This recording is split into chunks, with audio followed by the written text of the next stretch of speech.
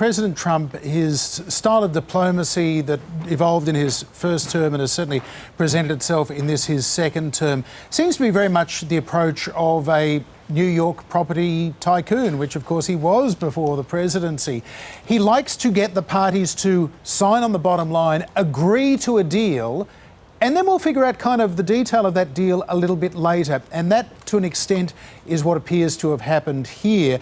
And it was two other people with a background in New York business dealings, his son-in-law Jared Kushner and his special envoy Steve Witkoff, another real estate magnate and billionaire, who did a lot of the negotiation on behalf of the United States to get the parties to agree to this phase one ceasefire. The big unknown question, of course, is once the hostages are released over the course of the next 72 hours, following the Israeli cabinet's approval of this ceasefire plan, and the Palestinian prisoners are released, what happens then?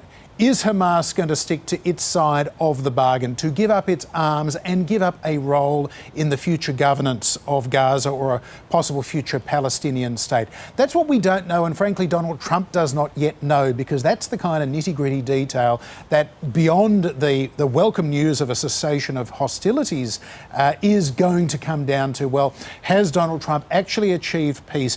Does he have a claim on that Nobel Peace Prize that he covets? Or is this something that is essentially going to bring us back to a new status quo without a long-term resolution? Let's turn now to domestic US politics.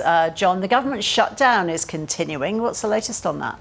The latest is, Ros, that nobody's really noticed that the government has shut down, in large part because previous shutdowns, and there have been 20 of them since 1976, each time they shut down the government, the lawmakers get back together afterwards and they say, you know what, we should really find a way to not have as much of the government shut down because it's quite inconvenient. So more and more of the government has become seen as an essential service that is not furloughed. The workers are not sent home for weeks on end.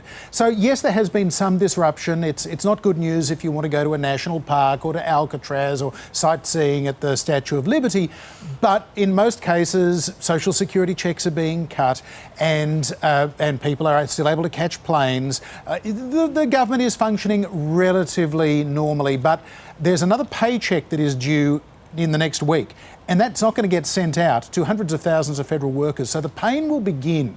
They were already being paid up until now, but in the next few days, it's going to get very, very serious for literally millions of Americans whose families are not going to be getting an income. And so this is getting to the serious end. But right now, Democrats believe, and they're the ones who effectively caused this shutdown by not approving a continuing resolution in the Senate to keep the government open, they're the ones that feel as though they're winning the messaging war. They're making this about the preservation of Obamacare subsidies to save American families thousands of dollars a year in health insurance premiums. So they feel as though they're winning this fight for now. So it's going to continue for some time yet, it seems. Finally, John, researchers claim they found the wreckage of Amelia Earhart's plane. Tell us more.